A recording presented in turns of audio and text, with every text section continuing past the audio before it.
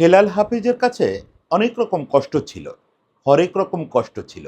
লাল কষ্ট, নীল কষ্ট, কাঁচা হলুদ রঙের কষ্ট, মাল্টি কালার কষ্ট ছিল। আমাদের ক্রিকেটেরও না এই মাল্টি কালার কষ্ট অনেক কাল ধরে এই কষ্টগুলো ছিল এবং আছে। আমাদের আল শাহরিয়ার রোকনের কষ্ট আছে, মিনহাজুল আবেদিন নান্নুর কষ্ট আছে, বা এই অলোক কাপালির কষ্ট আছে। এই যে বিশাল মাপের সব খেলোয়াড়, এদেরকে আমরা আন্তর্জাতিক ক্রিকেটে কিছু করতে দেখতে পারলাম না। এই কষ্টগুলো আছে। গতকাল থেকে আমার তিনটা কষ্টের কথা খুব মনে পড়তেছে। আমাদের আশরাফুলের কষ্ট, আমাদের নাফিস ইকবালের কষ্ট, আমাদের তালহা জুবায়েরের কষ্ট। আমাদের আশরাফুল আন্তর্জাতিক ক্রিকেটে নিজেকে কিছুটা হলেও চিনাতে পারছে, কিন্তু হর্ষ ভোগলে বলতেন যে আশরাফুল সচিন টেন্ডুলকার হওয়ার কথা ছিল, হতে পারলো না। তো সচিন টেন্ডুলকার তো দূর কি বাদ, ওই লেভেলে পৌঁছাতে পারলো না পরিসংখ্যানের জায়গা থেকে।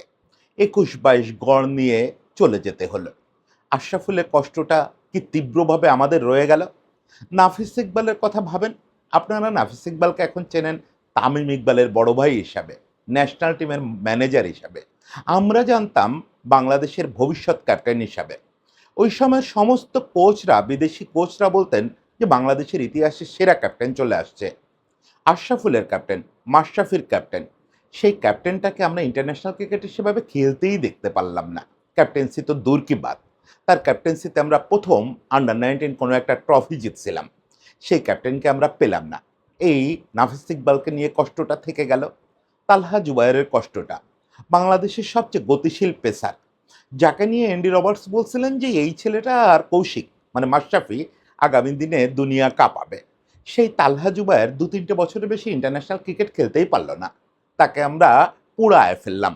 বেশি বেশি খেলায় ট্রিটমেন্ট না করে, রিহ্যাব না করে তাকে আমরা শেষ করে দিলাম। মাত্র কয়েকটা টেস্ট খেলে তার ক্যারিয়ার শেষ হয়ে গেল। এই বিশ্ব জানতেও পারলো না যে কি এক সম্পদ পৃথিবীতে আসছিল, বাংলাদেশে আসছিল, এসে জ্বলে পুড়ায় গেল। এই তিনটা কষ্ট বড় পোড়ায়, খুব পোড়ায়। আমরা যারা ওই 97-98 থেকে বাচ্চাদের উত্থানটা দেখতেছি, তাদের খুব পোড়ায় যে এই জেনারেশনটা থেকে আমরা তেমন কিছু পেলাম না। পেলাম যাও, আমাদের আশা পূরণ হলো না। আজকে ডারউইনে যখন ছবি তোলা হচ্ছিল কালকে, তখন আমি দেখলাম ওই কষ্টের তিনটা কষ্ট এক জায়গায় দাঁড়ায় আছে। ওই নাফিস ইকবাল দাঁড়ায় আছে, তার পাশে তালহা জুবায়ের দাঁড়ায় আছে, আশরাফুল দাঁড়ায় আছে। প্রকৃতির স্রষ্টার কি প্রতিদান, কিভাবে কষ্টগুলোকে একটু হলেও আনন্দ করে ফিরায় দেন। যে ছেলেগুলো জীবনটা শেষ করলো, খেলোয়াড়ি জীবনটা শেষ করলো হাফিজ ইকবালের হরেক রকম কষ্ট নিয়ে, সেই ছেলেগুলো, সেই 2000 সালের বাচ্চাগুলো অবশেষে কিছুটা হলেও পেলো বা ফিরায় দিল, ভিন্ন ভিন্ন ভূমিকায়। নাফিস ইকবাল ম্যানেজার হওয়ার পর থেকে দল গোছানোর জন্য কি না করতেছে গত বছর কয়েক ধরে, কি না করতেছে, দলটাকে নানাভাবে সে উজ্জীবিত করে তুলছে। বড় একটা কৃতিত্ব এই ছেলেটার প্রাপ্য। আমাদের আশরাফুল, যে আশরাফুলকে নিয়ে কত অভিযোগ, কত অনুযোগ, সেই আশরাফুল দলে ফিরে আসছে। আমি জানি না তার প্রভাব কি ব্যাটে পড়ছে এখনো। আমাদের ব্যাটসম্যানদের পড়তেও পারে, নাও পড়তে পারে, কিন্তু এই সময়টায় ব্যাটসম্যানদের কোচ হিসাবে সে তো আছে দলে। আমাদের তালহা জুবায়ের, আমাদের তালহা জুবায়ের আমাদের দেশের পেসারদের বড় ভরসা গত কয়েক বছর ধরেই। সে জাতীয় দলে এই সময়ে আছে, জাতীয় দলের পেস বোলিং কোচ। কি অপূর্ব ব্যাপার। সেই তিনটা কষ্ট একটু হলেও আনন্দ হয়ে ফিরে আসছে।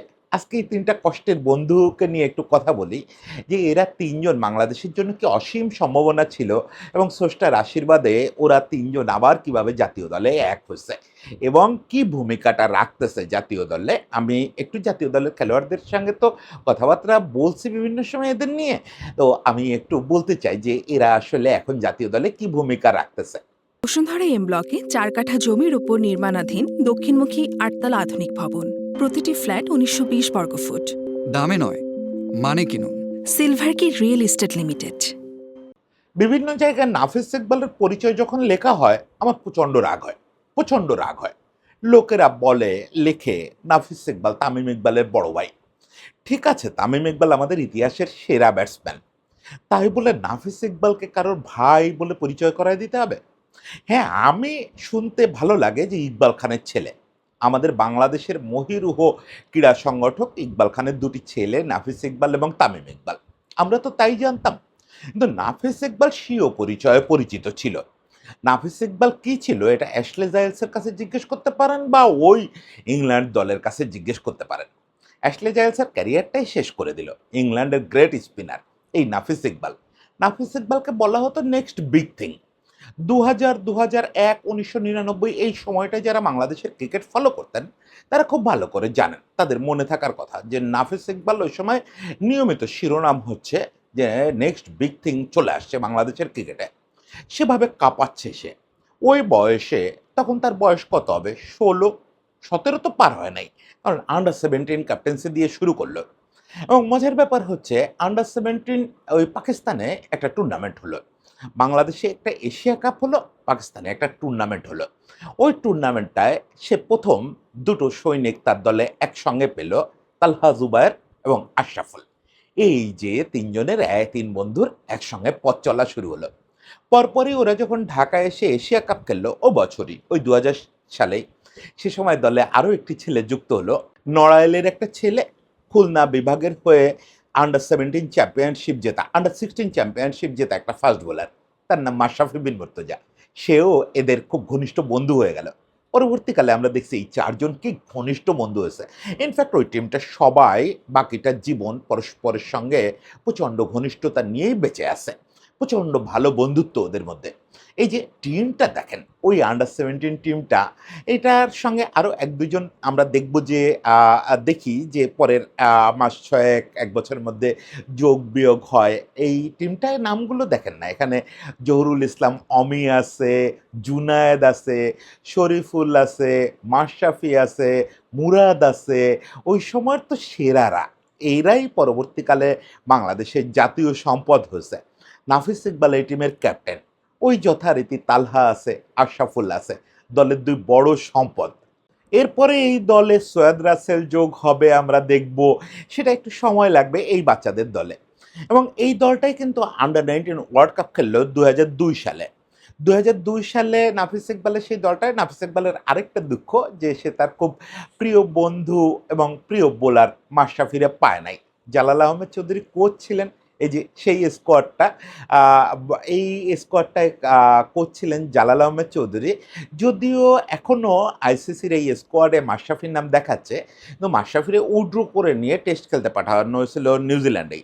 ওয়ার্ল্ড কাপটাও নিউজিল্যান্ডে ছিল আর টেস্টটাও নিউজিল্যান্ডে ছিল। ওকে টেস্ট খেলতে পাঠানো হলো, যেটা সব বনেসে ব্যাপার ছিল। তখনই জালাল আহমেদ চৌধুরী এটা নিয়ে আপত্তি করছিলেন যে এই ছেলের এখনও টেস্ট খেলা ও টেস্টে লোড নেওয়ার সময় হয় নাই, নিউজিল্যান্ডে অন্তত এরে লোড দিয়েন না। অলরেডি যেটুকু দিচ্ছেন দেন, আন্ডার 19 ওয়ার্ল্ড কাপ খেলুক, ১-২ ম্যাচ খেলাবো, আনন্দ করে থাকুক আমার সঙ্গে। কিন্তু সেটা বিসিবি মানল না। যাই হোক, সেই সব দুঃখের কথা আর কি বলি। তবে নাফিস ইকবালের টিমটা কিন্তু পরের বার এসে একটা চমক দেখায় দিয়েছিল। নাফিস ইকবাল আরও একবার আন্ডার 19 ক্যাপ্টেন্সি করলো। সেবার এসে নাফিস ইকবালের টিমটা বাংলাদেশকে প্রথম প্লেট ট্রফি জিতালো। ওই যে বললাম, প্রথম আন্ডার 19 শিরোপা জেতা ক্যাপ্টেন। সেবার অবশ্য আশরাফুল আর দলে থাকতে পারে নাই, কারণ ততদিনে আশরাফুল মাশরাফিরা জাতীয় দলে চলে গেছে। তখনও তার সঙ্গে তালহা ছিল। ওই সময়ে এই বাচ্চাগুলোর জীবনটা না খুব দ্রুত বদলাচ্ছে। আপনি যদি শুধু মাশরাফির দিকে দেখেন, ও ২০০০ সালের শুরুর দিকে আন্ডার 16 চ্যাম্পিয়নশিপ, ন্যাশনাল চ্যাম্পিয়নশিপ খেলতে খুলনা দলের হয়ে ঢাকায় প্রথম আসছে। চিন্তা করেন, ওই বছর আন্ডার 17 খেলছে এশিয়া কাপ, ওই বছর আন্ডার 19 খেলছে। ১১ মাসের মধ্যে মাশরাফির এটা হচ্ছে।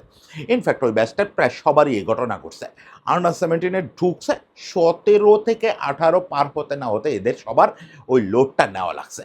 মাশরাফি আর তালহা ২০০১-এ টেস্টই খেলে ফেললো।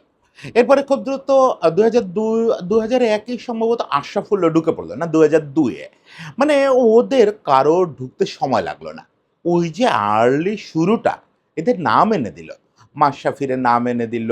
মাশরাফি সেই প্রথম টেস্টেই পরপর ২ বলে জিম্বাবুয়ের ২ ব্যাটসম্যানকে আউট করলো। তালহা বিশ্বের সবচেয়ে কনিষ্ঠ বোলার হিসাবে ৩ উইকেট নিয়ে রেকর্ড করে ফেললো। আশরাফুল তো বিশ্বের কনিষ্ঠতম ক্রিকেটার হিসাবে সেঞ্চুরি করে ফেললো। রেকর্ড হচ্ছে, কিন্তু শেষও হচ্ছে ক্রিকেটারগুলো এই এত আর্লি শুরু করে। ফলে আমরা এদের মাশরাফির যেরকম সেরা রূপটা ২০০৮-এর পরে আর পাইনি। তালহা পুড়েই গেল। ২০০৮ থেকে ৪-এর মধ্যে এত বেশি ম্যাচ খেলানো হলো, শুধু তো জাতীয় দল না, নানা রকম ম্যাচ। যেখানে ম্যাচ খেলতে হবে সেখানে ওকে খেলতে হবে, ওদের খেলতে হবে। আর সঙ্গে ইনজুরিতে পড়লেও রিহ্যাব বলে তখনও কিছু নাই, বাংলাদেশে কোনো জিম নাই, বাংলাদেশে কোনো ফিজিও নাই, ফলে কোনো ট্রিটমেন্ট ছাড়া ছেলেগুলো শেষ হয়ে গেল, কার্যত শেষ হয়ে গেল। মাশরাফির যে রূপটা আমরা দেখছি 2008-এর পরে, ওটা মাশরাফির একটা এক্সটেন্ডেড ভার্সন। মাশরাফি মনের জোরে টিকেছিল, স্কিল সেট দিয়ে টিকেছিল। মূল মাশরাফিকে আপনারা দেখেন নাই, এই প্রজন্ম তো দূরে থাকে, এর আগের প্রজন্মও দেখেন নাই। আশরাফুলের সৌভাগ্য, আশরাফুল তো পেসার না, ফলে তাকে ওরকম ইনজুরির সঙ্গে লড়াই করতে হয় না, কিন্তু ইম্যাচিউরড একটা ছেলে, তখন ও ঠিকমতো ঢাকা শহরটা চেনে না, ওরকম একটা ছেলেকে টেস্ট ক্রিকেটে নিয়ে দিছেন, ঠিকই রেকর্ড সেঞ্চুরিটা করছে। তারপরে যেটা হচ্ছে, সে জগৎ টাউলায় গেছে। তার বিচার বুদ্ধি, তার ম্যাচ রিডিং এবং জীবনবোধ কোনোটাই ম্যাচিউরড হতে পারে নাই কখনো। তার আগেই তাকে নানা রকম কিছুর মধ্যে পড়তে হয়েছে, সেসব আলোচনা এখন আর না করি। কিন্তু এইরা সবাই যে এদেরকে আমরা কষ্টে পরিণত করছি, এ ব্যাপারে কোনো সন্দেহ নাই। বরং এদের ক্যাপ্টেন নাফিস ইকবাল একটু দেরি করে সুযোগটা পাইছে। নাফিস ইকবাল তার আগেই ইন্টারন্যাশনাল নাম হয়ে গেছে। ইংল্যান্ড যখন বাংলাদেশ ট্যুরে আসলো, তখন ইংল্যান্ড দল একটা প্রস্তুতি ম্যাচ খেললো বিকেএসপিতে। ওখানে বাংলাদেশ এ দলের হয়ে নাফিস ইকবাল ব্যাট করলো, একটা সেঞ্চুরি মেরে দিল। যদিও বলা হয় যে ওই ম্যাচের পরে নাফিস ইকবাল বলছিল যে অ্যাশলে জাইলস অর্ডিনারি স্পিনার, এই কারণে আসলে অ্যাশলে জাইলসের ক্যারিয়ার শেষ হয়েছে। কিন্তু আমি নাফিস ইকবালের সঙ্গে এটা নিয়ে বহুবার কথা বলছি। এটা আসলে ওই যে স্টিভ ওয়ার সেই কথাটার মতো যে বাছা ইউ, সেই হার্শেল গিফটে স্টিভ ওয়ার নাকি বলছিল যে ইউ মিস দ্য ম্যাচ, আসলে বলে নাই। কিন্তু স্টিভ ওয়ার পরে জিজ্ঞেস করলে বলতো যে শুনতে ভালো লাগে তো, ঠিক আছে চালায় দেন। তো নাফিস ইকবালের ব্যাপারটাও তাই। নাফিস ইকবাল বলতেছিল যে ওটা তো শুনতে ভালো লাগে, কিন্তু আমি ওভাবে বলি নাই। ঘটনাটা হচ্ছে, ওরা জিজ্ঞেস করতেছিল যে আপনি তো স্পিন খুব সহজে খেললেন ইংলিশ স্পিনারদের, তো এটা কি প্রিটি অর্ডিনারি? ওরাই অর্ডিনারি শব্দটা বলছে। আমি বলছি যে আমার কাছে বেশ সহজ লাগছে। তখন ওরা জিজ্ঞেস করছে যে অ্যাশলে জাইলস, বলছে যে বাকিদের চেয়ে বেশি সহজ লাগছে। কিন্তু আমি অর্ডিনারি বলি নাই। অ্যাশলে জাইলস কে আমি তো জানি, অত বড় স্পিনার, আমি অর্ডিনারি বলবো কেন? কিন্তু যাই হোক, জিনিসটা তো প্রতিষ্ঠিত হয়েছে। ইংলিশ মিডিয়া পরদিন লিখে দিল, সম্ভবত টেলিগ্রাফি হেডিং করলো যে নাফিস ইকবাল বলছে, একটা বাচ্চা ছেলে বলছে যে অ্যাশলে জাইলস অর্ডিনারি। বোঝা যায় জাইলসের কি অবস্থা। জাইলস আসলে ওই সিরিজের পরে আর টিমেই চান্স পেল না। নাফিস ইকবাল একটু পরিণত হওয়ার পরে 2004 সালে এসে জাতীয় দলে যোগ হলো, এবং এরা তিন বন্ধু কিন্তু একসঙ্গে টেস্টও খেলছে। এই যে তালহার শেষ যে টেস্টটা, ওই টেস্টে তিন বন্ধুই মাঠে ছিল, যেটাতে আশরাফুল 158 করলো। ওটাতে ওপেনিংয়ে নাফিস ইকবাল একটা 30+ ইনিংসও করছিল। পরে তালহারটা শেষ হয়ে গেল ইনজুরিতে। আশরাফুল কন্টিনিউ করতেছে, নাফিস ইকবাল কন্টিনিউ করতেছে। আমরা তো ফিল করতেছি নাফিস ইকবাল আমাদেরকে পরের ধাপে নিয়ে যাবে।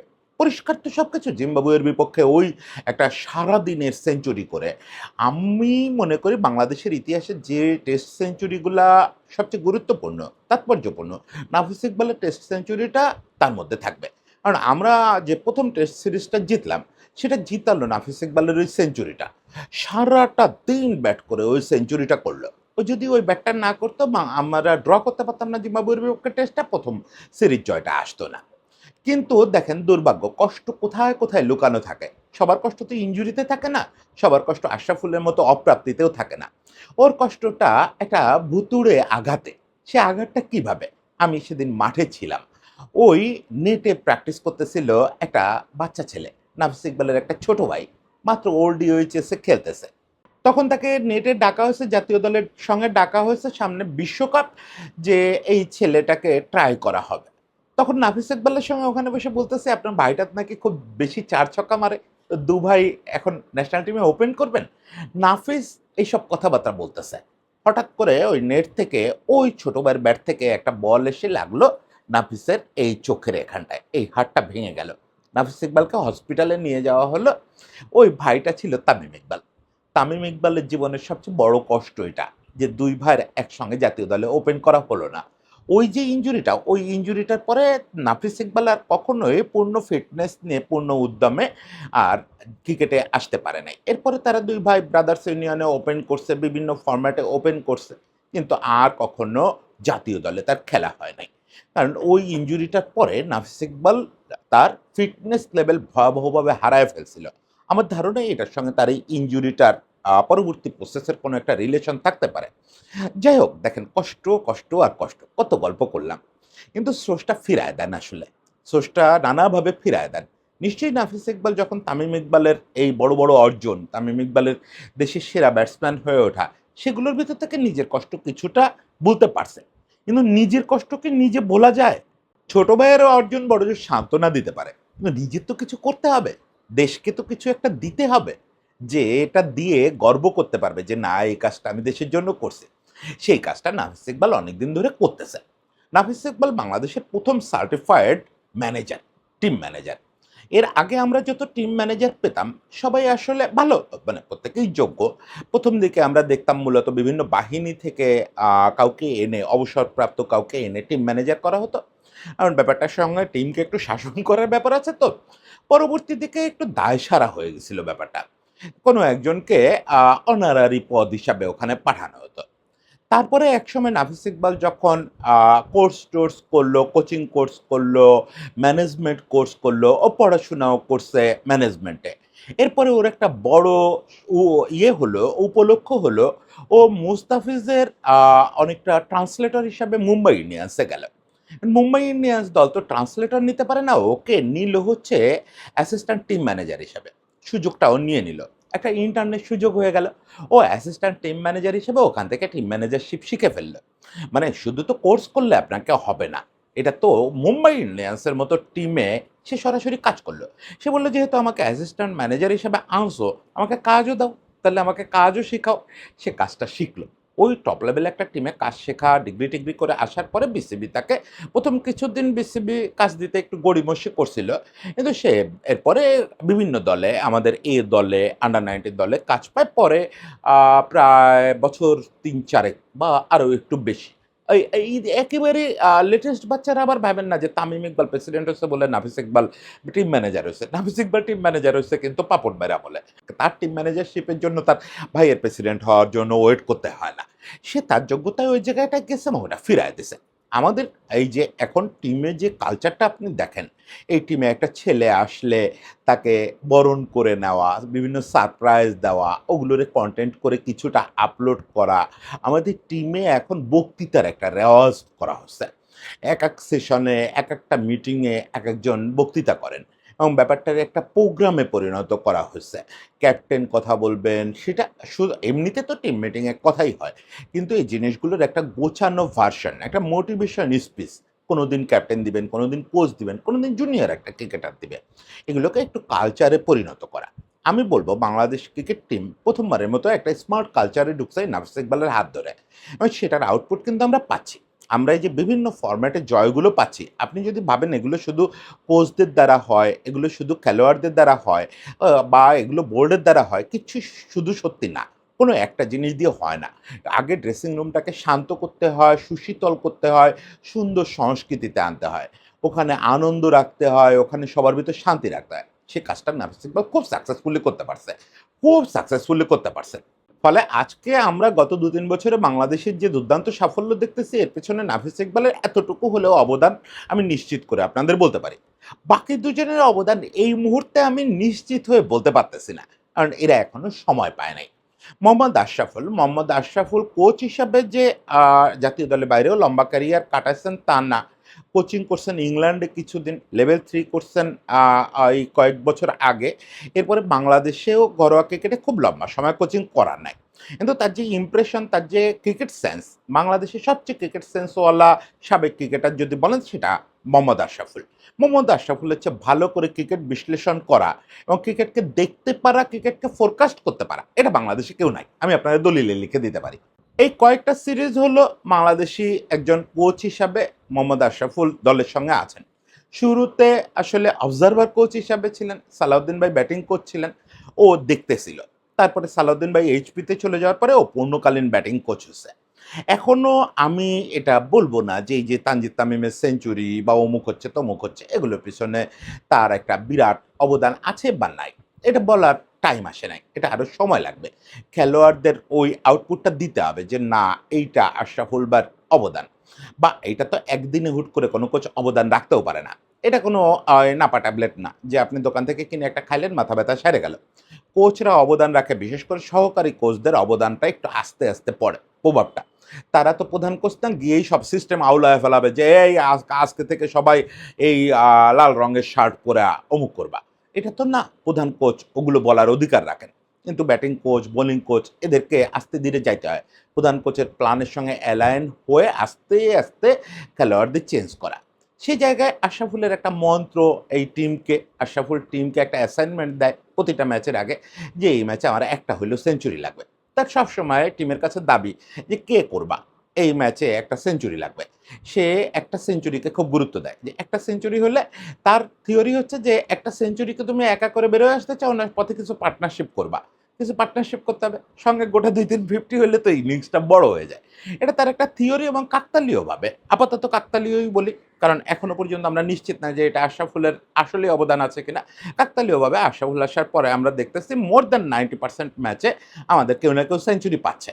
তবে এখনই আমি আশরাফুলকে নিয়ে কোনো জাজমেন্টে যেতে চাই না যে আমাদের এই ডারউইন জয়, অমুক তমুক এগুলোর পেছনে আশরাফুলের অবদান আছে। কিছু তো আছেই, উপস্থিতি, ওরকম একটা তারকার উপস্থিতি ড্রেসিং রুমে প্রভাব ফেলে। কিন্তু আমি এখন সেই কৃতিত্ব দিতে রাজি না।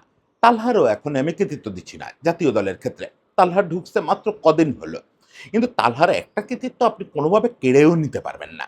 সেটা হচ্ছে এই যে পেসাররা, এই নাহিদ রানা থেকে শুরু করে হাসান বা এই সময়ের শরীফ, যত পেসার, এরা এই জাতীয় দলে না হোক, জাতীয় দলে বাইরে থাকলে তাদের যে কয়েকজন বড় ভরসা, তার ভেতরে তালহা জুবায়ের একজন। ওই যে কদিন আগে রাজিন সালে একটা পোস্ট করছে যে আমাদের ফাস্ট বোলারদের রিপেয়ারিং মাস্টার হচ্ছে নাজমুল, আমাদের সাবেক পেসার, সিলেটের পেসার এবং আমাদের জাতীয় দলের পেসার। আর আমাদের ফাস্ট বোলারদের এখন বায়োমেকানিক্যালি এবং মেন্টালি টাফ করে তোলার যে কাজটা, সেটা করে তালহা। এটা আমাদের জাতীয় দলের বাইরেই করে ওরা। সে এই কাজটা অনেক দিন ধরে করে যাচ্ছে। তালহা কোচ হিসাবে যেমন সুদর্শন, স্মার্ট, সেরকম ও নতুন ফাস্ট বোলারদের এই যে প্রত্যেকের অ্যাকশানে, নাহিদ বলেন, হাসান বলেন, এদের প্রত্যেকের অ্যাকশানে আমাদের তালহার কিছু না কিছু ইনপুট আছে। এদের প্রত্যেকের অ্যাকশনটা আরেকটু ইনজুরি ফ্রি করা, আরেকটু স্মুথ করা, এগুলোতে তালহার কিছু অবদান আছে। এবং তালহা সম্প্রতি এই যে বায়োমেকানিক্যাল ফাস্ট বোলিং কোচিং, এই বিষয়ে ক্রিকেট অস্ট্রেলিয়ায় গিয়ে উচ্চতর প্রশিক্ষণ নিয়ে আসছে। লেভেল 3 করার পরেও শুধু এই বিষয়ে উচ্চতর প্রশিক্ষণ নিয়ে আসছে, যেটা বেনিফিশিয়ারি অলরেডি এই আমাদের ইয়েরা পেসাররা হচ্ছে। কিন্তু সেটা তো এখনো জাতীয় দলে সেটা ছাপ, মানে জাতীয় দলের বোলিং কোচ হিসাবে সে করে ফেলছে, এটা আমি দাবি করতে পারি না। মানে তার ইনপুট এবং তার কৃতিত্ব দিয়ে এই পেসারদের অলরেডি উপকৃত সে করছে, সেটা করছে জাতীয় দলে আসার আগেই। আর জাতীয় দলে আসার পরে তার অবদান কি, সেটাই 1-2 টেস্ট দিয়ে মূল্যায়ন করা যাবে না। কিন্তু এটুকু আমরা জানি যে এরা, তাদের ওই যে কষ্টটা, হেলাল হাফিজ যে লাল কষ্ট নীল কষ্টর কথা বলে গেছেন, সে কষ্টটা মিটায়ে দেওয়ার সর্বোচ্চ চেষ্টা করতেছে। তিনজনের সঙ্গে আমার আলাদা আলাদা করে কথা হয়, যেহেতু কন্টেম্পোরারি মানুষ আমরা। আমি তো আর ওদের আশেপাশে না, ওরা দূর আকাশের তারা, আমি নিচের মর্তের মানুষ। কিন্তু ওই একই বিশ্বে ছিলাম। যখন ওরা তারা হয়ে আকাশে জ্বলতেছে, আমি তখন মাটিতে হাঁটাহাঁটি করতেছি, কাছাকাছি বয়সের মানুষ। ফলে এদের সঙ্গে কথাবার্তা হয়। আমি তিনজনের কাছ থেকে একটা জিনিস খুব বুঝতে পারি তিনজনেরই কথাবার্তায়, যে জীবনে যেটুকু না পাওয়া এবং যেটুকু যা বুঝছি, সেটা পুরোটা জাতীয় দলকে বা বাংলাদেশের ক্রিকেটকে ফিরিয়ে দিতে চাই। ওদের এমন কোনো কথা নাই যে ও জাতীয় দলের সঙ্গেই থাকতে হবে। ওরা যে ভূমিকায় হোক বাংলাদেশের ক্রিকেটকে এটা ফিরিয়ে দিতে চায়। এই তিনজন আজকে ঘটনাচক্রে বাংলাদেশের ইতিহাসের বৃহত্তম জয়টায় তিন বন্ধু একসঙ্গে ড্রেসিং রুমে আছে, একসঙ্গে সাপোর্ট স্টাফের মধ্যে আছে। এটা আমাদের জন্য কত বড় নস্টালজিয়া, কত বড় নস্টালজিয়া, সেটা বলে বোঝানো যাবে না। সেটা বলে বোঝানো যাবে না। শুধু আমাদের প্রজন্মই বুঝতে পারবে যে এটা আমাদের জন্য কত বড় নস্টালজিয়া।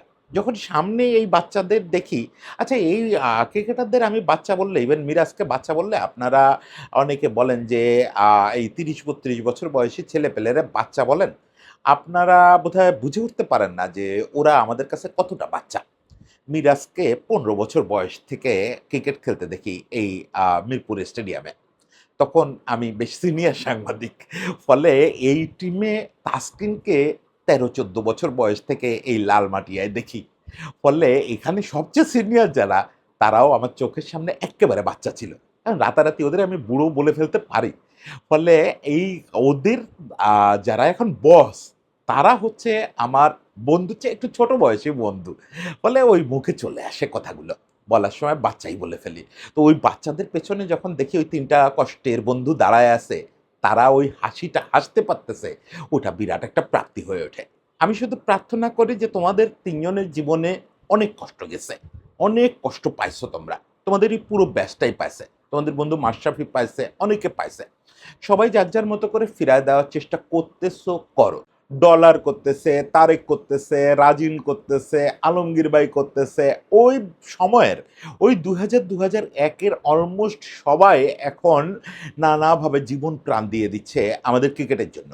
আপনি শুনলে অবাক হবেন, এদের তেমন কোনো আয় ইনকামও, খুব সীমিত আয় ইনকামে এরা এই কাজগুলো করে যাচ্ছে। এরা চাইলেই এগুলো ছেড়ে, এরা প্রত্যেকে মোটামুটি ডিগ্রিধারী, একেকজন ইউনিভার্সিটি ডিগ্রিধারী। কিন্তু এরা চাইলে চাকরিতে চলে যেতে পারে। চাইলে বিদেশে, এই যাদের কথা বললাম এদের প্রত্যেকের লন্ডন কানেকশন আছে, চাইলে বিদেশে গিয়ে থাকতে পারে। না, এরা অনেকে আবার বিদেশ থেকে চলেও আসছে। বাংলাদেশের ক্রিকেটকে সার্ভ করতে হবে, ছোট ছোট জায়গায় কাজ করে যাচ্ছে, বিসিবির ছোট ছোট চাকরি করে যাচ্ছে। এরা বাংলাদেশের ক্রিকেটকে সমৃদ্ধ করার চেষ্টা করে যাচ্ছে। সেই জায়গাটায় আমি প্রাণপণে প্রার্থনা করি এদের সবার যে কষ্টগুলো, এই কষ্টগুলো দূর হয়ে যাক, দূর হয়ে যাক নতুনদের ভিতর দিয়ে। নাহিদ রানা, হাসান মাহমুদের ভিতর দিয়ে তালহার কষ্ট দূর হোক, তানজিদ তামিম বা এই আমাদের সাদমানদের ভিতর দিয়ে আশরাফুলের কষ্ট দূর হোক, বা এই পুরো টিমের ভিতর দিয়ে, পুরো টিমের নেতৃত্বের ভিতর দিয়ে আমাদের নাফিস ইকবালের কষ্ট দূর হোক, সকলের কষ্ট দূর হোক। কষ্টটা দূর হতেই হবে, কারণ আমরা যথেষ্ট কষ্ট পাইয়া ফেলছি, আর কষ্ট পাওয়া চলবে না। হারবো আমরা, ভবিষ্যতে আরও হারবো, হয়তো নেক্সট টেস্টটাই হারবো, কিচ্ছু যায় আসে না। কিন্তু এখন আমাদের কষ্ট দূর করার পালা, এখন আমাদের ওই অপ্রাপ্তিগুলো ঘুচানোর পালা। এই দায়টা আমাদের তরুণ প্রজন্মের, তবে তোমাদের একা ছাড়বে না কেউ। এই আমাদের জেনারেশনটা, আমাদের বন্ধুরা এই জেনারেশনের পাশে থাকবে, এই বাচ্চাদের পাশে থাকবে, থেকে এরা কষ্টটা দূর করবে।